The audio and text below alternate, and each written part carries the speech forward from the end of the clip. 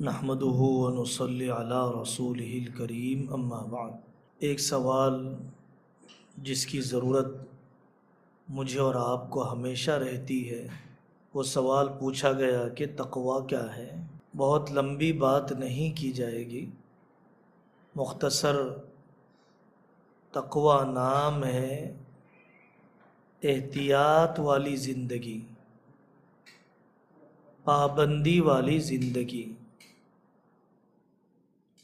ایک صحابی رضی اللہ عنہ نے دوسرے صحابی سے یہی سوال کیا تھا،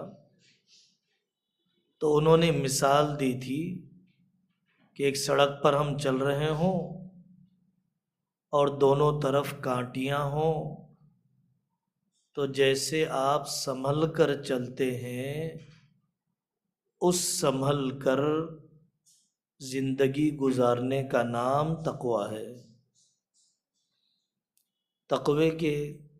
تقویٰ عربی زبان کا لفظ ہے، اس کا ترجمہ ہے پرہیز کرنا، بچنا۔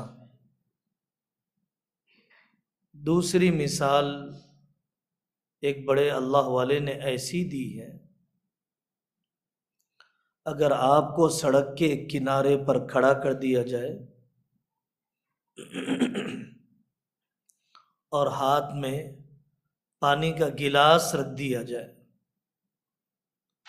اور یہ کہا جائے کہ آپ سڑک پار کیجئے، پانی کا قطرہ گرنا نہیں چاہیے، آپ کو دھیان نہیں ہے کون سی گاڑیاں چل رہی ہے، آپ کا غم یہی ہے کہ پانی کا قطرہ گرنا نہیں چاہیے، جیسے پانی کے قطرے کے گرنے سے آپ ڈر رہے ہیں، دھیان لیے ہوئے ہیں، ویسے اللہ کے دھیان کو لینے کا نام تقویٰ ہے۔ ویسا دھیان تنہائیوں میں، ویسا دھیان لین دین میں، ویسی پابندی رہن سہن میں۔ دوسرا سوال ہے، شادی سے پہلے اگر کسی سے محبت ہو تو تعلقات کے لمٹس کیا ہونا چاہیے؟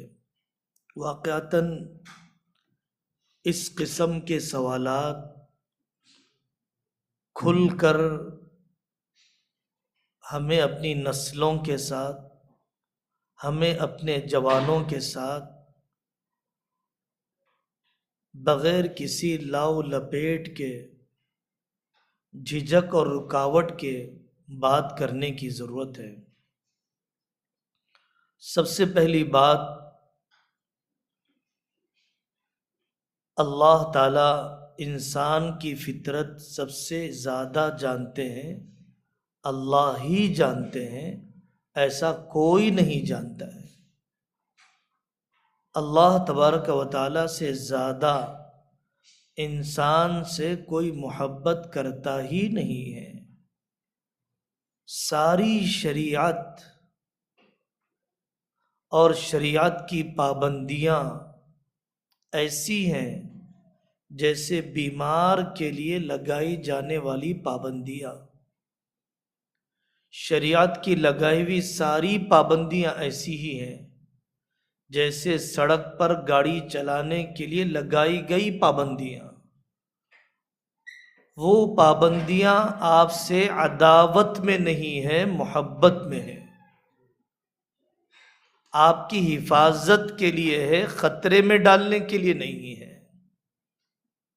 تیسری بات، گناہ وہ ہے جس کو اللہ گناہ قرار دے، نیکی وہ ہے جس کو اللہ نیکی قرار دے، زنا وہ ہے جس کو اللہ زنا قرار دے، محبت وہ ہے جس کو اللہ محبت قرار دے۔ کتنی باتیں ہو گئی؟ 4۔ پانچویں بات، آدمی کا نفس کبھی قابو میں نہیں رہتا ہے، گناہ کا چھوڑنا ہی حل ہے۔ گناہ کو لمیٹیڈ کرنا، گناہ کو لیگلائز کرنا، یہ کوئی عقل مندی نہیں ہے۔ ہم میں اور ویسٹرن میں فرق یہی ہے کہ ویسٹرن کلچر ایک تو گناہ اور نیکی کو عقل سے طے کرتا ہے، اللہ اور خدائی نظام سے طے نہیں کرتا ہے، اور اگر وہ کسی کو گناہ مان بھی لیتا ہے تو وہ یہ کہتا ہے کہ آپ لمیٹیڈ کیجئے، زنا کیجئے لائسنس سے کیجئے، شراب پیجئے برانڈیڈ پیجئے، دیہاتی نہ پیجئے، ڈرائیونگ کے وقت مت پیجئے۔ تو ہمارے ساتھ ایک نفس ہے جو ہمیں کبھی قابو میں رہنے نہیں دے گا۔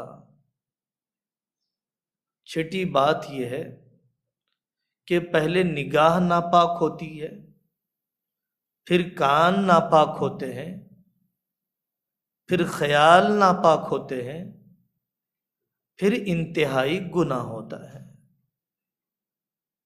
شیطان کی تدبیر یہی ہے۔ اور جو زنا ہے اسے محبت نہیں کہا جا سکتا۔ زنا آنکھوں کا بھی ہے، نامحرم کو شہوت سے دیکھنا، زنا کانوں کا بھی ہے، نامحرم سے بات کا کرنا، زنا دل کا بھی ہے، اس کے خیالات کو بسانا۔ پوری دنیا میں 99% آدمی جب اس تعلق میں آگے بڑھتا ہے تو زنا میں پڑ ہی جاتا ہے۔ قرآن نے کہا الاخلاء یومئذ بعضهم لبعض عدو الا المتقین، جو تعلق تقوی پر ہوگا وہ تعلق باقی رہے گا، اور جو تعلق تقوی کی بنیاد کے بغیر ہوگا وہ تعلق دشمنی میں بہت جلد بدل جائے گا۔ بیوی سے دن جتنے گزرتے ہیں محبت میں اضافہ ہوتا ہے، اللہ کے نام پر تعلق ہوا ہے۔ زنا میں نکاح کے بغیر جتنے دن گزرتے ہیں ہوس پوری ہو جاتی ہے، تعلق پھیکا ہو جاتا ہے، بدمزہ ہو جاتا ہے۔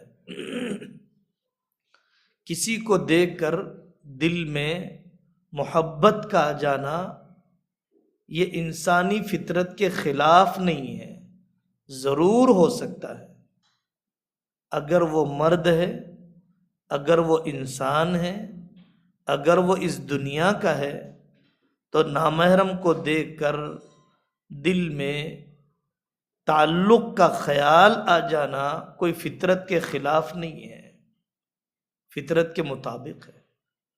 لیکن اس کے بعد لمٹس میں رہنا، حد میں رہنا، آگے نہ بڑھنا، تعلق نہ بڑھانا، یہ شرط ہے، ورنہ اللہ کی نافرمانی ہوگی۔ میں نکاح کرنے کے ارادے سے بات کر رہا ہوں، عام طور پر ہم سب کا دل میں خیال یہی رہتا ہے، میں نکاح کرنے کے ارادے سے بات کر رہا ہوں۔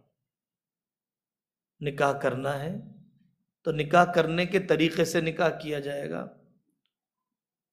والدین کا مشورہ، ہمارے اپنے وقت کی جو ذمہ داریاں پوری کرتے ہوئے اگر وہاں پر میرا نکاح ہو جاتا ہے تو بہت اچھی بات ہے، نہیں ہوتا ہے تب بھی بہت اچھی بات ہے۔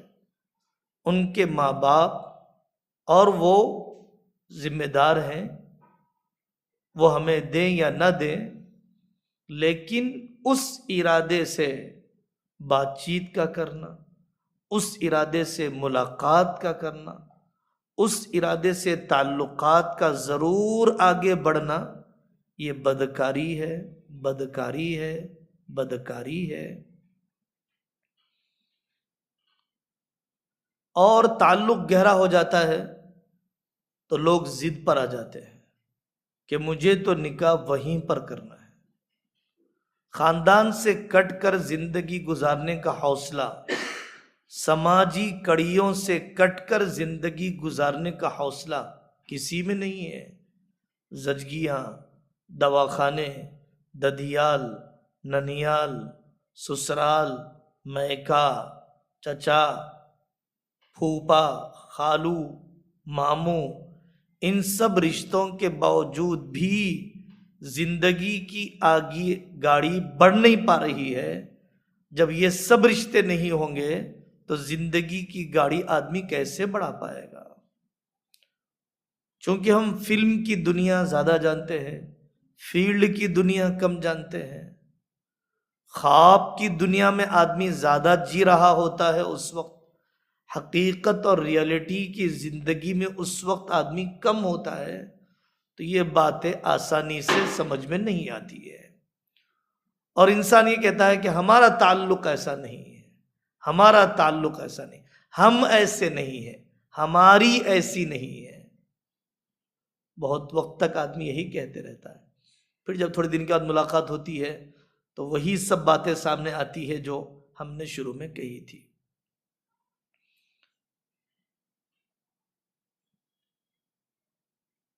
ہماری سوسائٹی ایسی ہے کہ مرد اگر زنا کرتا ہے تو اس کو عیب نہیں سمجھا جاتا، عورت اگر زنا کرتی ہے تو اس کو ناقابل معافی عیب سمجھا جاتا ہے، سوسائٹی میں داغ لگ جاتا ہے، پھر نکاح نہیں کیا جاتا اس عورت سے۔ تو آپ یہ کون سی محبت کر رہے ہیں جو اس خاتون کی زندگی پر ایسا داغ لگا رہے ہیں کہ اس کا گھر آباد کرنا مشکل ہو جائے؟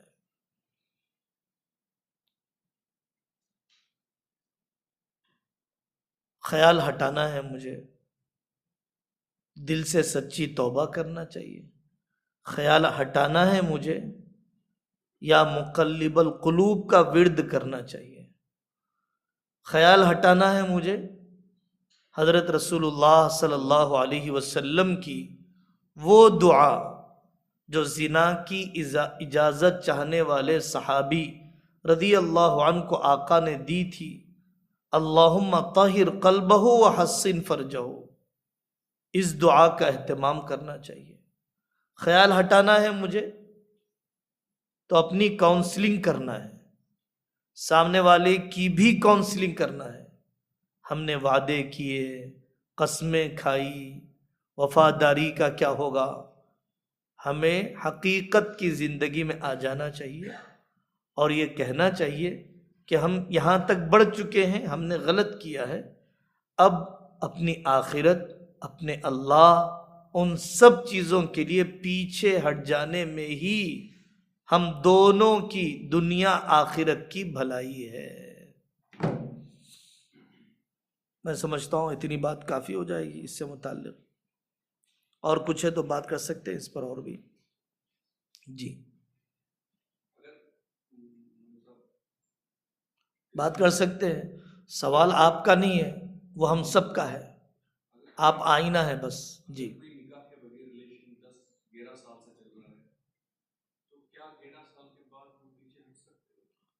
دیکھیے، آپ کے اندر اتنا دم نہیں ہے کہ سماج کے خلاف آپ کھڑے ہو جائیں۔ 11 سال سے ہے، میں 11 سال سے تعلق رکھا ہوا ہوں، اب تک نکاح کیوں نہیں کیا؟ کیوں نکاح نہیں کیا؟ میری ہوس نکاح کی ذمہ داری کے بغیر بدکاری کے ذریعے سے وقت گزارنا چاہتی ہے۔ 85 واقعات 20 سال کی عمر میں کاؤنسلنگ کرنے کا موقع ملا۔ ہم پوچھتے ہیں آپ کی ماہانہ آمدنی کتنی ہے؟ میں نکاح کرانے تیار ہوں، میں آپ کے ماں باپ سے بات کرنے تیار ہوں، آپ کے گھر آنے میں تیار ہوں، اس خاتون کے ماں باپ سے بات کرنے میں تیار ہوں۔ آپ کی آمدنی کتنی ہے؟ آپ اپنے پیروں پر کتنے کھڑے ہوئے ہیں؟ آپ پارکوں میں مل سکتے ہیں، آپ ہوٹلوں میں مل سکتی ہیں، گھر ایک دن سنبھال نہیں سکتی ہے، مہینے کا ایک بجٹ نہیں دے سکتی ہے. ہم صرف ہوس کی تکمیل کی طرف جا رہے ہیں، ذمہ داریوں کا بوجھ اٹھانے کی طرف نہیں جا رہے ہیں. ایک ساس کو نبھانے، ایک ننند کو جھیلنے کا خیال بھی نہیں ہے آپ کے پاس. ہتھیلی میں جنت میں بتا سکتا ہوں آپ کو پارکوں میں ملتے ہوئے، لیکن نکاح کے بعد راتوں کو بچوں کے لیے جاگنا پڑے گا، دواخانوں کے چکر لگانے پڑیں گے. اگر میرا 10 سال سے تعلق ہے تو میں نے آج تک اپنے ماں باپ کے سامنے اس بات کا اظہار کیوں نہیں کیا؟ اس لڑکی نے اظہار کیوں نہیں کیا؟ ہم نفس اور شیطان کا کھلونا بن چکے ہیں. اس حال میں ہم مریں گے، اللہ کے پاس زانی اٹھائے جائیں گے. یہ دل اتنا گندا ہو گیا ہے کہ اللہ اس دل میں نہیں آئے گا. جی اور بتائیے.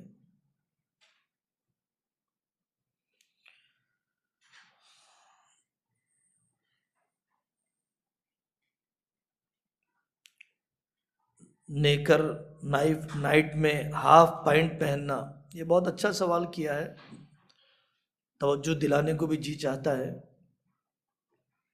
مرد کا ستر مرد سے کتنا ہے؟ ایک ستر ہے اور ایک حیا ہے.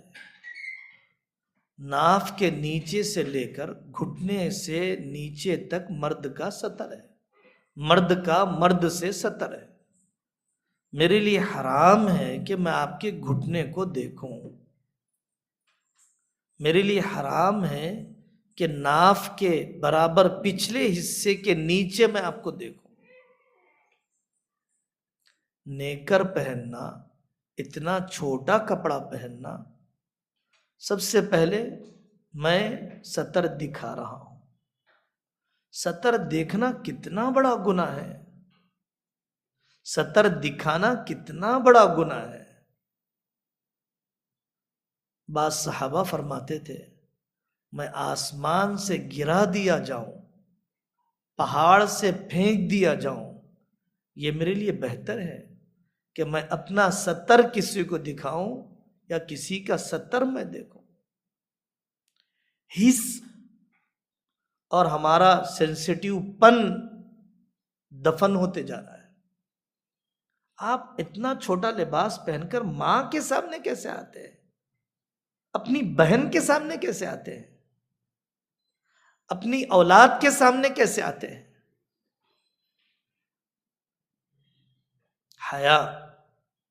حیا تو بہت دور کی بات ہے، ابھی تو ستر نہیں چھپا رہا ہے. حیا، بعض محدثین ننگے سر گھر سے باہر آنے والے کی حدیث نہیں لیتے تھے. اس کے پاس حیا نہیں ہے. حیا کی بلندیاں تو بہت دور کی بات ہے. ستر. اور جب آدمی کو رات میں سونا ہے تو واقعتاً نجاست جسم کو نہ لگ جائے، غسل کے واجب ہونے پر گندگی نہ پھیل جائے، اس کے لیے آدمی کو ایسا الگ کپڑے پہننا چاہیے. یہ سنت ہے، یہ سنت ہے کہ آدمی رات کے کپڑے الگ رکھے. لیکن بے ستری اور ستر کا دکھانا، یہ تو کبھی اسلام انسان باحیا غیرت مند مرد کبھی قبول نہیں کر سکتا. ایک فیشن یہ چل پڑا ہے کہ عورت تو برقعے پر ہے، مرد نیکر پر ہے، تو آپ اس کی بے پردگی گوارا نہیں اور آپ کی بے ستری گوارا ہے. اس کے حجاب میں کمی گوارا نہیں. حجاب تو بہت آگے کا مقام ہے، پہلے ستر ہے، پھر اس کے بعد حجاب ہے، پھر اس کے بعد حیا ہے.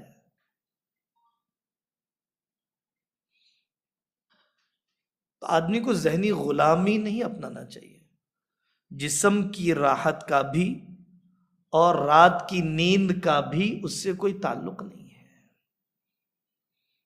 اللہ کے نیک بندے لنگی پہن کر بھی سوتے تھے تو نیچے گھیٹی لگا لیا کرتے تھے کہ انجانے میں میرے ستر پر کسی کی نظر نہ پڑے، اور اگر یہ رات زندگی کی آخری رات ہو جائے تو میرے نہلانے والوں اور میرے کفنانے والوں کی نظر میرے ستر پر نہ پڑے۔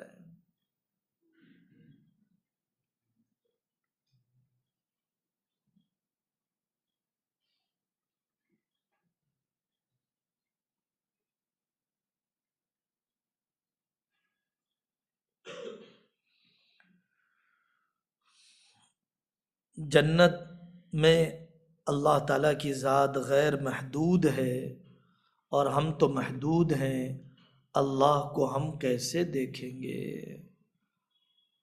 پہلی بات تو یہ ہے کہ اللہ تعالیٰ واقعتاً ہم سب کو یہ دولت نصیب فرمائے۔ یہ وہ مسائل ہیں کہ جو انسان ان دنیاوی عقل سے آخرت کے مسائل کو نہیں سوچ سکتا ہے، دنیاوی عقل سے آخرت کے مسائل کو نہیں سوچ سکتا ہے۔ میرے پورے نالج کی بنیاد مشاہدات ہے، جو میں نے دیکھا ہے، محسوسات ہے، جو میں نے محسوس کیا ہے، اور اس سوال کا تعلق نہ مشاہدات سے ہے نہ محسوسات سے ہے، اس کا تعلق وحی اور نبی پاک صلی اللہ علیہ وسلم پر اتارے جانے والے علم سے ہے۔ پریکٹیکل سوال یہ ہونا چاہیے کہ میں دیدار کا مستحق کیسے بن جاؤں، وہ عمل میں کیسے کروں کہ مجھے دیدار کا استحقاق مل جائے۔ قرآن میں ہے وَيَوْمَ يُكْشَفُ عَنْ سَاقٍ وَيُدْعَوْنَ إِلَى السُّجُودِ فَلَا يَسْتَطِيعُونَ۔ نماز نہ پڑھنے کا ایک بڑا گناہ یہ سمجھ میں آتا ہے کہ قیامت کے دن اللہ کی تجلی خاص انداز میں ظاہر ہوگی، لوگ سجدے میں گر جائیں گے، بے نمازی کی کمر تختہ بن جائے گی، وہ قیامت کے دن اس منظر کو دیکھ کر سجدہ کر نہیں پائے گا۔ تو وہ اعمال کرنے کی فکر کرنا چاہیے جس سے آدمی اللہ کے دیدار کا مستحق ہو جائے۔ اللہ عرش پر ہے، اللہ ہر جگہ پر ہے، یہ ایک سوال ہے کہ جس میں عام طور پر فرقے، گروپ بندیاں، الجھنیں پیدا کی جاتی ہے۔ مختصر انداز میں اللہ اپنے علم کے اعتبار سے ہر جگہ پر ہے، اللہ کی خاص تجلی عرش پر ہے، اللہ اپنی ذات اور اپنے علم کے اعتبار سے ہر جگہ پر ہے۔ صوفیہ کی رائے الگ ہوتی ہے، دیگر علماء کی رائے الگ ہوتی ہے۔ چاہے میں اس انداز کی تعبیر کروں یا کسی اور انداز کی تعبیر کروں، اصل مقصد ہے مجھے اللہ کا دھیان نصیب ہو جائے۔ اگر میں نے فلسفیانہ انداز میں اور علمی انداز میں اس موضوع پر گفتگو تو کر لی، میں کہنے والا ہوں کہ اللہ عرش پر ہے، آپ کہنے والے ہیں کہ اللہ ہر جگہ پر ہے، میں کہہ رہا ہوں کہ اللہ اپنی ذات اور صفات کے ساتھ ہر جگہ پر ہے، آپ کہہ رہے ہیں کہ اللہ کی صفت علم ہر جگہ پر ہے۔ ہم علمی اعتبار سے کتنی بھی گہری گفتگو کر لیں، اگر ہم گناہ سے نہ بچتے ہوں، اللہ کا جیسا ادب کرنا چاہیے ویسا ادب نہ کرتے ہوں، تو اس علمی موشگافی کا اور اس علمی لفاظی کا اور اس کان کی عیاشی کا کوئی فائدہ نہیں ہے۔ اس لیے اس میں زیادہ الجھنا نہیں چاہیے۔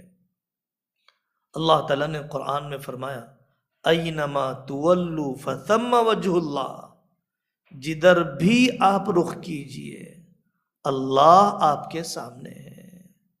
قرآن نے کہا ان اللہ احاط بکل شیء علما، آپ کی کوئی حرکت اللہ کے علم سے باہر نہیں ہے۔ کم از کم اتنا عقیدہ رکھ کر زندگی گزاریے، اللہ کے ہاں آپ کی کوئی گرفت نہیں ہوگی۔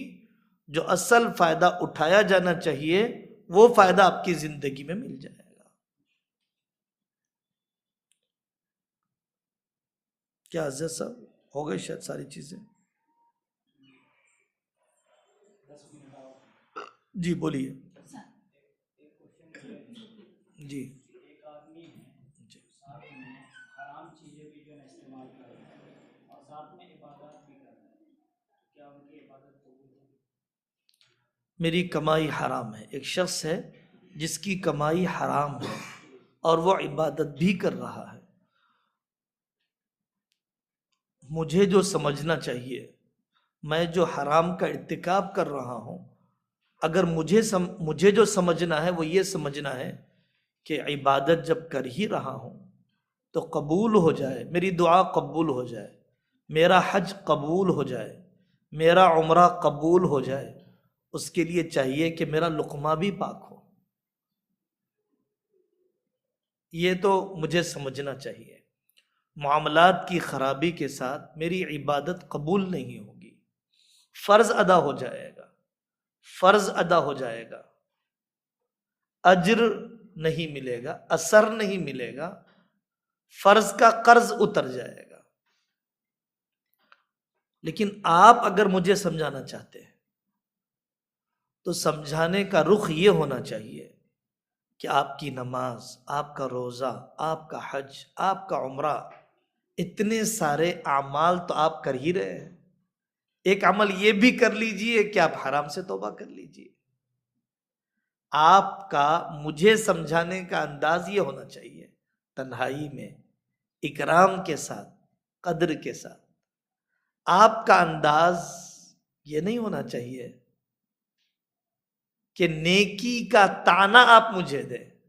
آپ داڑھی رکھ کر حرام خوری کرتے ہیں، آپ نماز پڑھ کر بہن کی میراث کھاتے ہیں، آپ کا انداز نیکی کے ذریعے سے تانے کا نہیں ہونا چاہیے، آپ کا انداز نیکی کے ذریعے سے انکریج کر کے گناہ سے بچانے کا ہونا چاہیے۔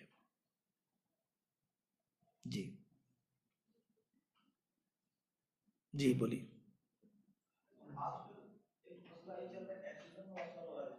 جی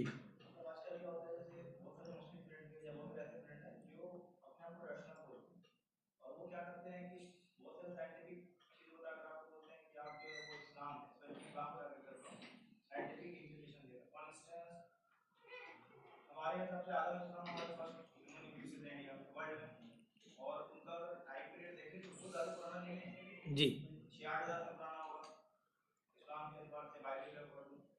لیکن ہم لوگ کو بہت سارے ہیومن کی جو اسپیشیز ہے، بہت ساری چیزیں اویلیبل، ہیومن ایسے بہت ساری چیزیں وہ اسپیشیز ملین آف ایئر پرانی ہوتی ہے، وہ سائنس اور اسلام میں تھوڑا کنٹرڈکشن ہو رہا ہے۔ تو اس کو سمجھنے میں نیچے ٹاپکس کی کتاب پڑھیے گا آپ، اگر وہ گاڈ ڈیلوژنل، تو اس میں بہت ساری چیز، جیسے آپ نے یہ بات بولی کہ ہمارا جو شعور ہے، دنیا کا شعور اور ایک شعور جو ہمارے آخرت کا، وہ فرق ہے، تو وہ بات اس سائڈ کی، اس نے بولا کہ اسلام کے مولانا اور اسلام کے جو اسکالر یہ بول کے آپ لوگ کو گمراہ کر دیتے ہیں، آپ کو اسٹیبلٹی چھین لیتے ہیں۔ تو اس پر آپ کچھ بتائیے کہ ہم لوگ وہ ایتھیزم کی طرف۔ بہت اچھا ہے، آئندہ کی مجلس انشاءاللہ صرف ایتھزم پر رکھیں گے، اور سوالات پہلے سے لکھ کر رکھیے۔ آپ نے جتنے سوالات کیے نا اس کو لکھ کر دیجیے، کیونکہ پورے ایتھزم پر ہم بات کریں گے، اندھیرے میں تیر ماریں گے تو فائدہ نہیں ہے، آپ جو نشانہ بتائیں گے وہاں ماریں گے۔ ایتھزم پوری دنیا کا ایتھزم، اس کے پاس آج تک کوئی لاجک جس پر وہ متفق ہوں، بالکل بدلتے نہ ہوں، آج تک کچھ طے نہیں ہے آپ کی۔ تو اب میں فی الوقت اس موضوع پر نہیں جاؤں گا، آئندہ میں اسی کے جو اسپیشلسٹ ہیں خاص طور پر، اور جتنے آپ نے نام لیے ان سب سائنٹسٹ کو پڑھے ہوئے اور ان کے ایکسپرٹ ہیں، ان کو میں مولانا عاصم افتخار صاحب ہے انشاءاللہ میں ان کو بھیجوں گا، اور پہلے آپ سوالات بھیج دیجیے، ٹھیک ہے؟ طے یہ کرنا ہوتا ہے کہ عقل کا استعمال کہاں تک ہو. آپ جو بات کر رہے ہیں عقل سے کر رہے ہیں، عقل کی سواری کہاں تک استعمال کی جائے. میں صرف ایک بات کر کے اس کو ختم کر دوں گا. مجھے پہاڑ کے اوپر جانا ہے اور میرے پاس گھوڑے کی سواری ہے. تو دنیا میں ایک طریقہ یہ ہے کہ صاحب یہیں سے پیدل چلیں گے ہم، گھوڑے کی سواری بالکل نہیں. دوسرا طبقہ وہ ہے جو یہ کہتا ہے کہ میں گھوڑے کے ذریعے سے زمین پر بھی چلوں گا، پہاڑ کے اوپر تک بھی جاؤں گا، ٹھیک ہے. تیسرا طبقہ وہ ہے جو یہ کہتا ہے کہ عقل کے ذریعے سے، گھوڑے کے ذریعے سے میں پہاڑ تک جاؤں گا لیکن پہاڑ کے اوپر پیدل جاؤں گا. ٹھیک ہے، کون سا طریقہ صحیح ہے؟ تیسرا طریقہ صحیح ہے. اسلام یہ کہتا ہے کہ عقل کو پورا چھوڑا بھی نہ جائے، عقل کو پورا استعمال بھی نہ کیا جائے. اللہ رسول قرآن تک آنے کے لیے عقل کا گھوڑا، پھر اس کے بعد عقل کا گھوڑا نہیں، اب صرف قرآن اور نبی پاک صلی اللہ علیہ وسلم کی تعلیمات کے ذریعے سے ہی مجھے بلندیوں تک، جنت و جہنم تک جانا ہے. دوسری بات، آپ سائنس کو لے کر بات کرتے ہیں. سائنس، ایک سائنٹسٹ دوسرے سائنٹسٹ کے ساتھ اس کے نظریات ایک ہیں. سائنس کتنی بدلتی ہے. 20 سال پہلے امریکہ میں مورل ویلیوز میں لڑکی کو لڑکا بننے اور لڑکے کو لڑکی بننے کا کوئی تصور نہیں تھا، اور آج وہ کہتا ہے کہ ہمارے ویلیوز یہ ہیں کہ ان کو بننے کی اجازت دی جائے. کتا بھی بنتا ہے تو بننے کی اجازت دی جائے. تو آپ کے مورل اور ویلیوز کی کوئی بنیاد نہیں ہے. تیسری بات، پوری سائنس آج تک آسمان کے اوپر جانا، 7ویں آسمان کے اوپر جنت تک جانا بہت دور کی بات ہے. آسمان کا رنگ نہیں دیکھا ہے. ابھی ایک پلانٹ سے دوسرے پلانٹ کے ریسرچ میں ہے. 500 کلومیٹر زمین کے اندر جانا کتابوں میں لکھا ہوا ہے سائنسدانوں کا. ابھی 7ویں زمین یا جہنم تک جانے کا کوئی تصور نہیں ہے. ابھی آپ نے اپنے جسم کے پورے سیلز نہیں پڑھے ہیں. تو سائنس کا ترازو مجھے کتنا استعمال کرنا ہے یہ پہلے طے کرنے کی ضرورت ہے. عقل کی سواری کتنی استعمال کرنا ہے وہ طے کرنے کی ضرورت ہے. تو ایتھیزم پر ہی رکھیں گے. آئندہ انشاءاللہ اس کے جتنے بھی سوالات ہیں 50-60 اس کی روشنی میں بات کر لیں گے انشاءاللہ. بہت اچھا.